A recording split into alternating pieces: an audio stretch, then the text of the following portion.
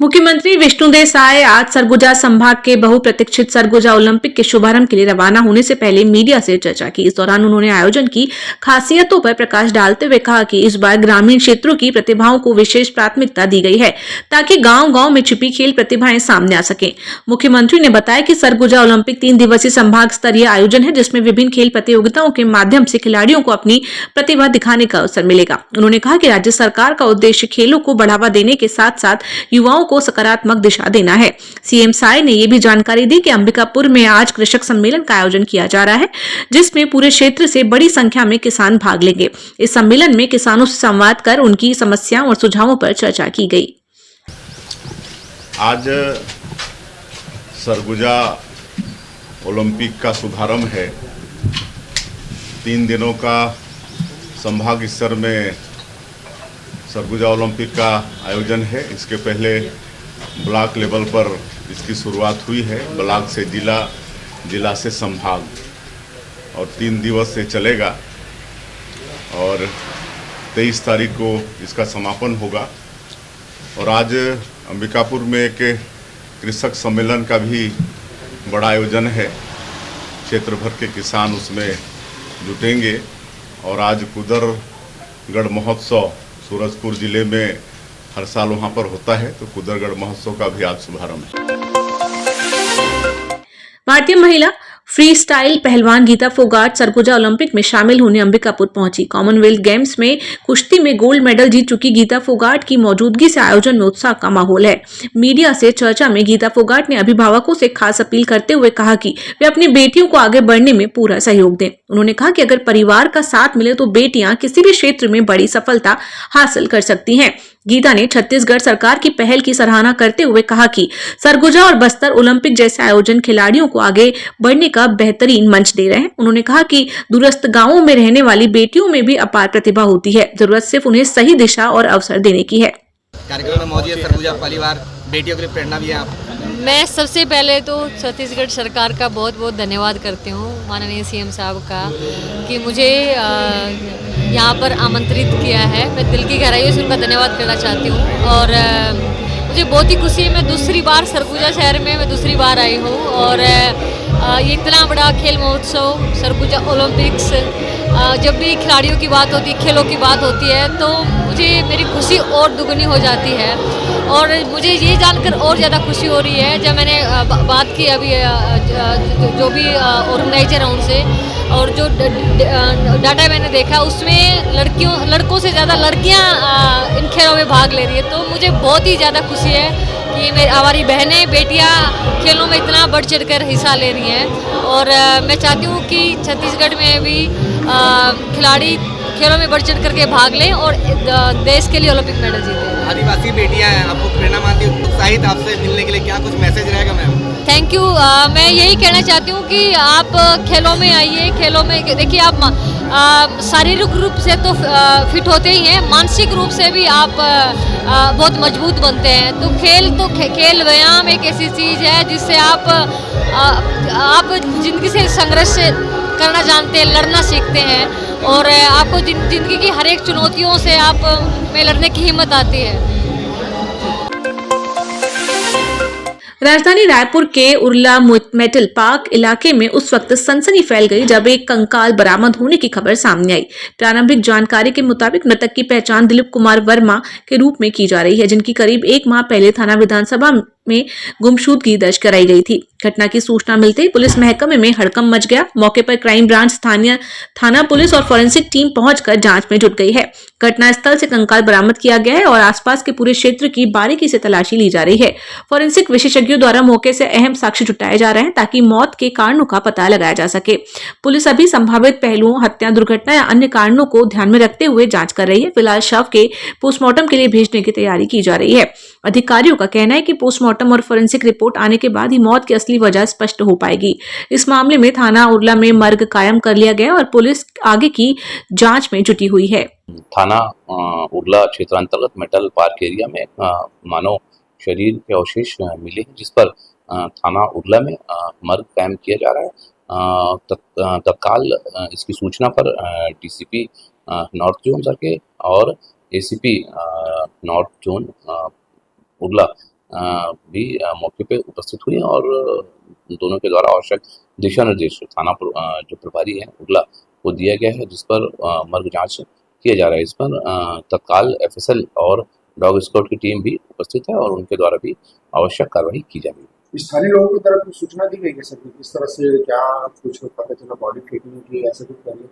नहीं, इस तरह की कोई सूचना नहीं मिली है, लेकिन इस पे जांच किया जा रहा है और आसपास के थाना क्षेत्रों में भी गुम इंसान की तस्दीकी की जा रही है। किसी तरह की कोई थाना क्षेत्र अंतर्गत कोई गुम इंसान तो दर्ज नहीं है, उस पर भी हम जांच कर रहे हैं।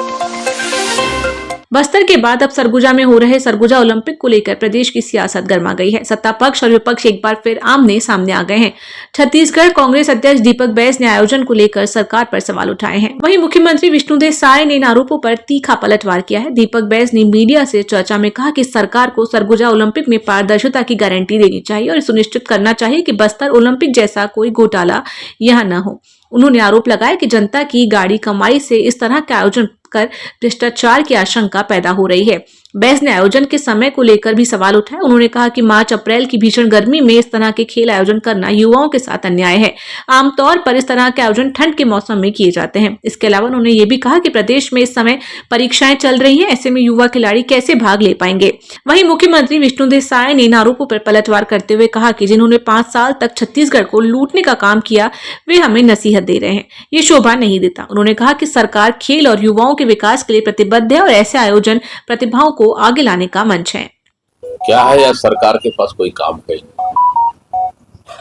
अब युवाओं को मार्च और अप्रैल जैसे गर्मी के मौसम में ओलंपिक कराकर, खेल कराकर, इन धूप में उनको सजा देने का काम कर रही है। अक्सर खेल या किसी प्रकार के ऐसे आयोजन होते हैं तो ठंड के मौसम में होते हैं, जहां मौसम भी उनके अनुकूल हो और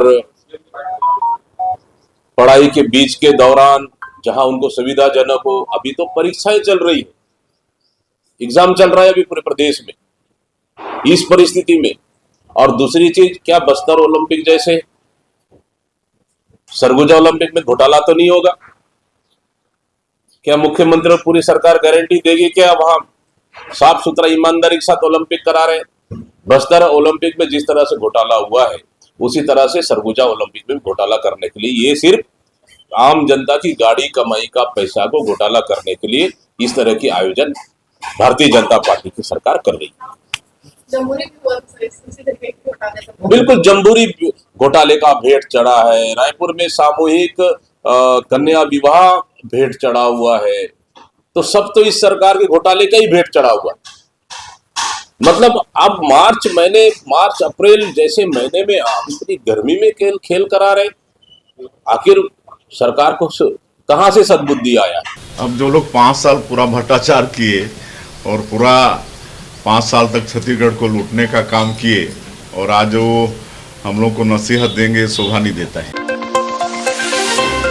छत्तीसगढ़ विधानसभा में पारित धर्म स्वतंत्रता विधेयक 2026 को लेकर अब विरोध के स्वर तेज हो गए हैं। इस विधेयक के कुछ प्रावधानों पर आपत्ति जताते हुए मसीह समाज ने इसके खिलाफ मोर्चा खोल दिया है। समाज ने 22 मार्च को राजधानी रायपुर में मशाल रैली निकालने का ऐलान किया है। रायपुर प्रेस क्लब में आयोजित प्रेस वार्ता में मसीह समाज के पदाधिकारियों ने विधेयक के कई बिंदुओं पर गंभीर आपत्तियां दर्ज कराई। उन्होंने कहा कि कानून धार्मिक स्वतंत्रता को प्रभावित कर सकता है, इसलिए इसमें संशोधन आवश्यक है। समाज ने स्पष्ट किया कि यदि उनकी मांगों पर विचार नहीं किया गया तो वे न्यायालय का दरवाजा खटखटाएंगे। इस विधेयक का विरोध राजनीतिक स्तर पर भी देखने को मिला। अमित अजीत जोगी ने कानून पारित होने के तुरंत बाद राज्यपाल भवन के सामने इसकी प्रति जलाकर विरोध प्रदर्शन किया। उन्होंने इस कानून को जन विरोधी बताते हुए सरकार पर सवाल उठाए। मसीह समाज ने 21 मार्च को प्रेस कॉन्फ्रेंस के माध्यम से भी अपनी आपत्तियां सामने रखी थी। समाज का कहना है कि विधेयक वर्तमान स्वरूप में स्वीकार्य नहीं है, इसमें जरूरी संशोधन किए जाएं। मेरा नाम देवेश्वर कुमार बंजारे, एडवोकेट। मैं इस जो धर्म विधेयक लाया गया है छत्तीसगढ़ विधानसभा द्वारा, हम उसका विरोध नहीं करें, उसकी खामी को उजागर करने के लिए आप सबों के बीच में आए हैं। हमारा कहना है कुछ पॉइंट्स है जो त्रुटिपूर्ण है और जिसके कारण 2006 का वापस गया, उसी तरीके से फिर 2026 में भी कुछ कमी है। जो कुछ कभी को मैंने पहले भी आप लोगों को बताया कि पीड़ित व्यक्ति का ब्लड रिलेशन अगर जबरन धर्मांतरण होता है तो वो गलत है। अगर कोई तीसरा व्यक्ति भी अगर इस बात को कह देता है तो पर भी आरोप अब पुलिस थाने में लग जाती है, उसके बाद वो बेचारा उसको सफर करना पड़ता है। ऐसे कुछ पॉइंट है और जो भारत के संविधान की जो मूल आत्मा है उसको खंडित करने का प्रयास किया गया है। इसीलिए सुप्रीम कोर्ट ने 12 राज्यों में से ये 13वां राज्य हो गया, पंजाब 14वां हो जाएगा। सुप्रीम कोर्ट ने संज्ञान लेके उनकी रिपोर्ट मंगाई है कि इस कानून की क्या आवश्यकता पड़ी है। और यहाँ भी हम मूलतः इस कानून का हम विरोध करते हैं ताकि ये सुधार कर पेश कर दे तो हम समर्थन करते हैं। वो किसी एक धर्म के लिए नहीं, सारे धर्मों के लिए कानून लाई जाती है, हम इस बात को मानते हैं। छत्तीसगढ़ में भर्ती परीक्षाओं में नकल रोकने के लिए लाए गए कानून को लेकर सियासत तेज हो गई है। बीजेपी जहां इसे युवाओं के साथ न्याय और पारदर्शिता की दिशा में बड़ा कदम बता रही है, वहीं कांग्रेस ने इस पर कड़ा हमला बोला है। छत्तीसगढ़ कांग्रेस अध्यक्ष दीपक बैस ने प्रेस कॉन्फ्रेंस में कहा कि यह नया कानून युवाओं को गुमराह करने वाला है और सिर्फ एक छलावा है। उन्होंने आरोप लगाया कि सरकार खुद नौकरियां देने में असफल है और ऐसे कानून बनाकर ध्यान भटकाने की कोशिश कर रही है। बैस ने कहा कि राज्य में पहले से ही व्यापम जैसी व्यवस्था मौजूद है, ऐसे में नए कर्मचारी चयन बोर्ड के गठन की जरूरत पर सवाल उठता है। जब पुरानी व्यवस्था को ही ठीक से संचालित नहीं किया जा रहा तो नई संस्था बनाकर क्या हासिल होगा। उन्होंने आरोप लगाया कि मौजूदा सरकार के कार्यकाल में कई भर्ती परीक्षाओं में भ्रष्टाचार के मामले सामने आए हैं। वन विभाग, पुलिस, RI और PWD की भर्तियों में अनियमितताओं का जिक्र करते हुए उन्होंने सरकार की मंशा पर सवाल उठाए। बैस ने कहा कि छत्तीसगढ़ के युवा आज दर दर भटकने को मजबूर है। सरकार के पास नई नौकरियां देने के लिए पर्याप्त संसाधन नहीं है। ऐसे में कानून लाकर युवाओं को सिर्फ भ्रमित किया जा रहा है। देखिए, ये विधेयक सिर्फ छत्तीसगढ़ की आम जनता और युवाओं को सिर्फ गुमराह करने वाला विधेयक है। क्या परीक्षा में गड़बड़ी होने के खिलाफ में पहले कानून नहीं था? क्या पहले भी कानून था? और इस सरकार में वन विभाग की परीक्षा में भ्रष्टाचार होता है, घोटाला होता है। पुलिस विभाग के परीक्षा में बकायदा घोटाला होता है। RI परीक्षा में घोटाला होता है और उसके बाद PWD की परीक्षा में घोटाला होता है। PSC का पेपर कौन जांच रहा है, कहां जच रहा है, स्थल और उनका जांचने वालों का नाम सामने आ रहा है। ये क्या है? 12वीं का परीक्षा का पेपर लीक हो रहा है।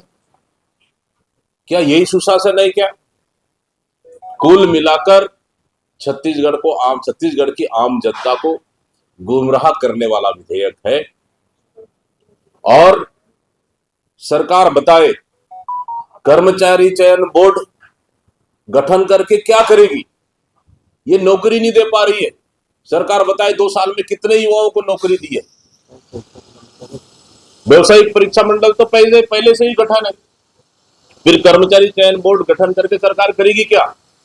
कुल मिला के छत्तीसगढ़ के युवाओं को लॉलीपॉप दिखाने का काम कर रही है। सरकार नौकरी नहीं दे पा रही है, इसलिए शिक्षक भर्ती नहीं कर पा रही, इसलिए 10,463 स्कूल बंद कर रही है।